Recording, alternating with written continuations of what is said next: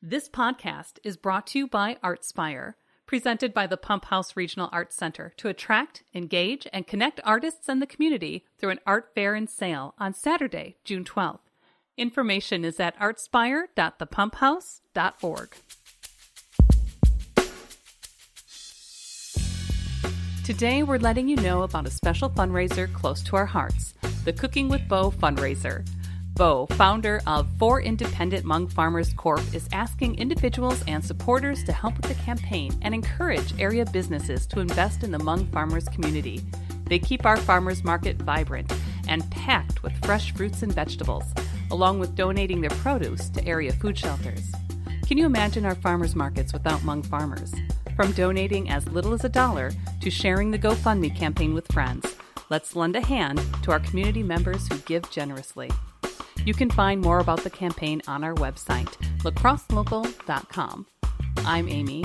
And I'm Brent. And this is Lacrosse Local. So as we're all aware, 2020 had a substantial economic impact on area businesses, and especially the Hmong farmer vendors that are in the area. Your organization, For Independent Hmong Farmers Corporation, is kicking off an area fundraiser in support of the area farmers. What do you hope to get out of this fundraiser? I mean, the previous years, we were just bringing awareness and advocacy for the Hmong farmers here locally in La Crosse County. For years, a lot of people weren't aware that the farmers are Hmong or that they're local. Because of the pandemic, their struggles have increased, and we're really hoping to just help raise money for relief aid, really is what this is about, to help them along with their financial struggles that they have experienced all last year and again this year.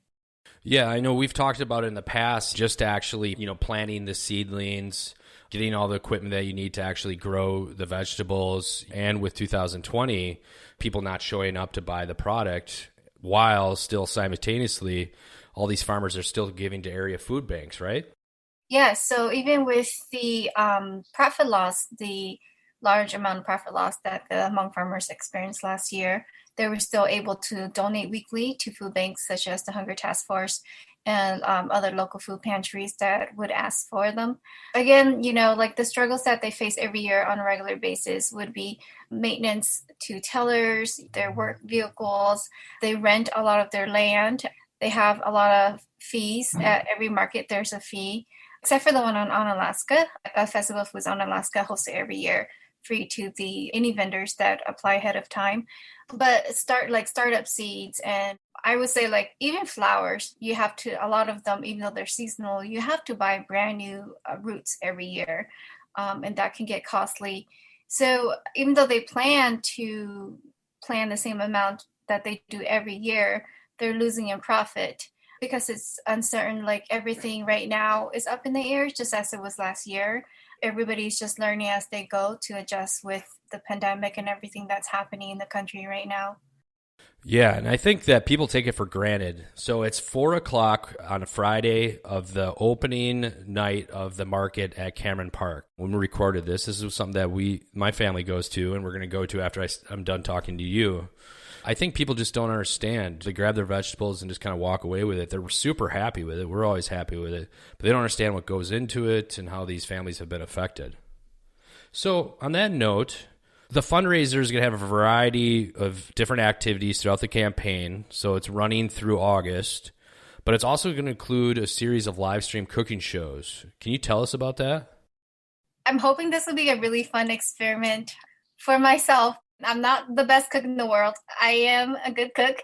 And it just started because, honestly, I would have to credit Dylan Overhouse for this, because we cook a lot together and he sometimes show it off to his friends. And a lot of them have been requesting, recipes and asking us to cook for them. But I just thought, hey, I would give away all my recipes if we can do something good out of it. I would give it all for free if we could just help fundraise for this cause.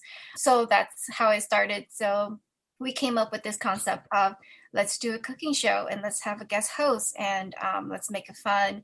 Let's just show people how to make these fun and delicious and healthy dishes that involved a lot of ingredients here from the local Hmong markets. And also you can find ingredients such as asparagus or vegetables that you need from the farmer's market. So we want to keep things local as well, shopping local and just eating fresh. But these should be simple dishes. And we just want to find a way to obviously entertain people, but give something back as well as help this community of farmers.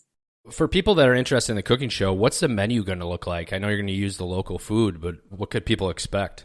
You don't have to name all of them, but what's a few hot dishes? I know that people love egg rolls, so for sure we are doing the Hmong egg rolls. We're also doing the simple Hmong dishes such as like sticky rice, Hmong peppers, and a few side dishes to go with that.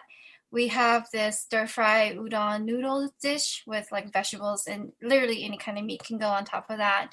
We have our fish bowls such as the salmon bowl, the tuna bowl. We also have pho. So those are some of the highlights that we're pretty excited about. So if I'm just an individual, I know I can watch the shows. If people want to chip in, or they want to help in some way, where can they send the money?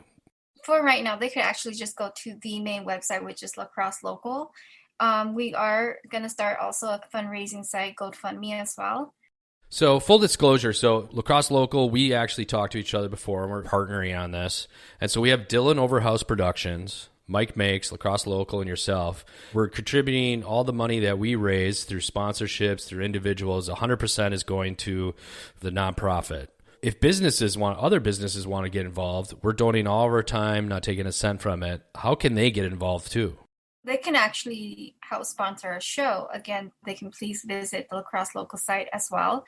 And they can donate directly to our cause or just help sponsor our shows as well. Lacrosse Local Podcast is a production of River Travel Media. Do you have an interview idea you'd like to share with us? Message us on Facebook at Lacrosse Local. Find out more about us at lacrosselocal.com. And you can subscribe to the Lacrosse Local Podcast on your favorite podcast app. If you like us, rate us 5 stars. We appreciate it.